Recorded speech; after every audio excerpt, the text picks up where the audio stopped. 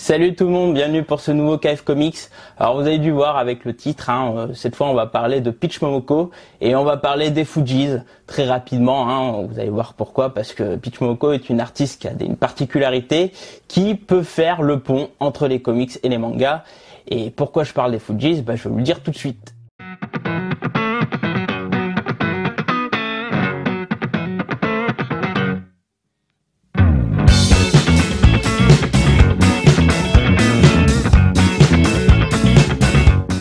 Pour ceux qui ne savent pas, il faut savoir que j'ai une mère qui était chanteuse, qui était une chanteuse de blues rock.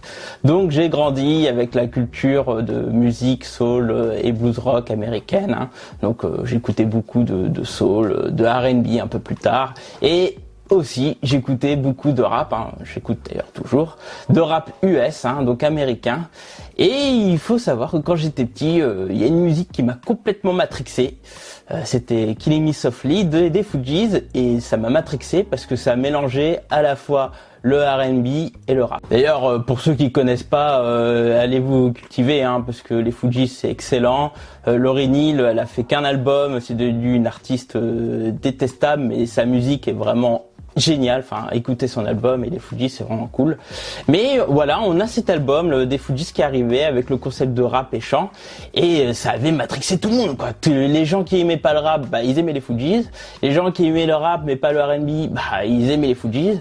Et finalement, on a eu une espèce de groupe qui a mis tout le monde d'accord et puis après ça a créé d'ailleurs plein de styles derrière, ça a engendré beaucoup de styles de rap plus cool avec des chants, etc.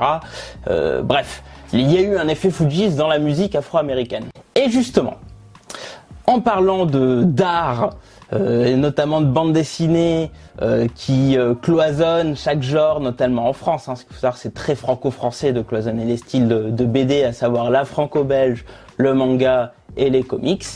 Et Peach Momoko, elle, vient exploser une barrière, notamment du côté manga et comics. Ce qui nous amène cette super transition, ça me permet un peu de vous parler de Peach Momoko, qui est donc une autrice japonaise, qui a commencé chez Marvel. Alors, je vous ferai pas l'historique de cet artiste, je vous invite à le lire, d'ailleurs c'est marrant, il faut savoir qu'elle a fait du heavy metal.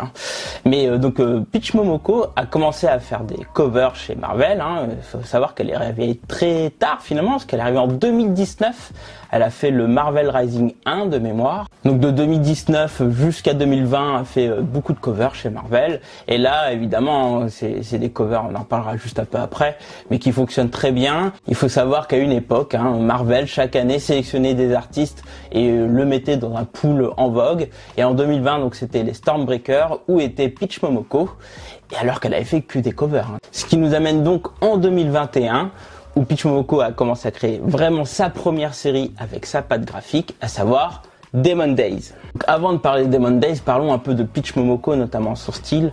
Dès qu'elle est arrivée chez Marvel avec ses covers, tout de suite elle a un style très identifié manga, mais un manga avec une inspiration plus européenne, c'est-à-dire que on est moins dans de la déformation type chat, parce qu'il faut savoir que les mangas, les personnages, à mon sens, et à la sens de beaucoup de personnes, ont des formations de visage très proches du chat. Donc là, on est plus proche du réalisme. En fait, on est plus sur du semi-réaliste sur ces covers, mais toujours avec une tendance japonisante, à savoir les yeux très expressifs, un peu plus grands, les visages un peu anguleux, etc. Mais il y a aussi un petit côté horrifique qui, sur certaines covers qu'on voit bien, où elle aime bien faire les traces de sang, les coulures, beaucoup de formes aiguisées ou des flammes. Il y a vraiment quelque chose un peu dark sur certaines covers de Peach Momoko. On commence à comprendre qu'elle a un univers très horrifique en fait, quand on commence à plonger un peu dans des covers un peu moins shiny, parce que vous pouvez voir du Miss Marvel, etc. Bon voilà, c'est Miss Marvel classique. Mais quand vous essayez de regarder un peu d'autres covers, du Marvel Zombie, etc., on voit qu'elle aime bien ça.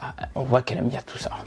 Et surtout, on voit quand même qu'elle a une culture japonaise, culture manga, qu'elle maîtrise et qu'elle arrive vraiment bien à mélanger avec les comics, notamment en termes de cover. Et donc on arrive donc à Demon Days, qui est une espèce d'univers original créé par Peach Momoko, qui est un mélange entre Marvel et le folklore japonais en fait. Ce qui est amusant dans sa série, c'est de découvrir comment elle identifie Marvel dans un univers à propos qui est très autour des yokai, des univers de monstres japonais.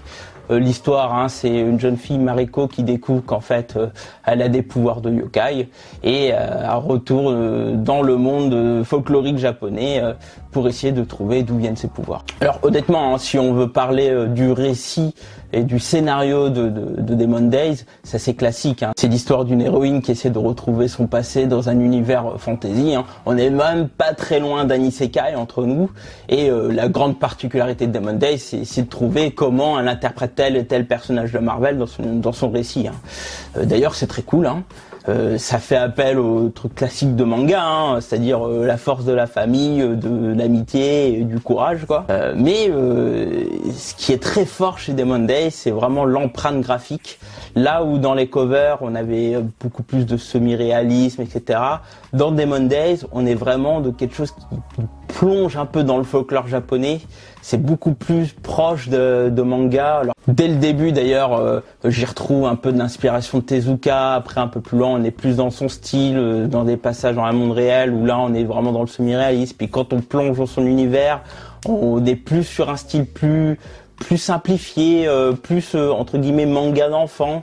Et quand on va dans le combat, on est plus dans du manga classique. Bref, il y a vraiment un mélange. On se retrouve beaucoup de mangas, beaucoup aussi de culture de folklore japonais. Hein. Beaucoup parleront d'estampes. Alors on n'est peut-être pas au niveau de l'estampe, mais on sent vraiment de l'inspiration. Bref, ce qu'il faut comprendre, c'est que c'est un comic book qui pue le manga. D'ailleurs, ça a tellement cartonné qu'il y a un deuxième épisode qui s'appelle Demon Wars, qui est la suite directe de la série, qui est dans le même esprit.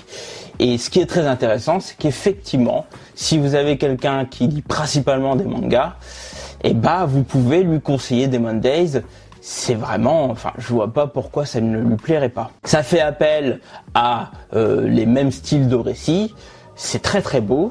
En plus, Panini, sur ses premières éditions, a eu l'intelligence de le mettre en grand format et franchement, c'est hyper cool, avec du papier qui rentre très bien en termes de couleurs, parce qu'il faut savoir que Peach Momoko travaille à l'aquarelle et c'est sublime. Et vraiment, cette œuvre prouve que Peach Momoko est vraiment la parfaite passerelle pour les mangas et les comics, puisque son style fait appel vraiment à ces deux types d'œuvres. En aparté, Peach Momoko fait tellement la passerelle que Panini a flairé le bon coup et a édité également Demon Days sous format manga. Alors je l'ai entreaperçu à Angoulême, je l'ai feuilleté.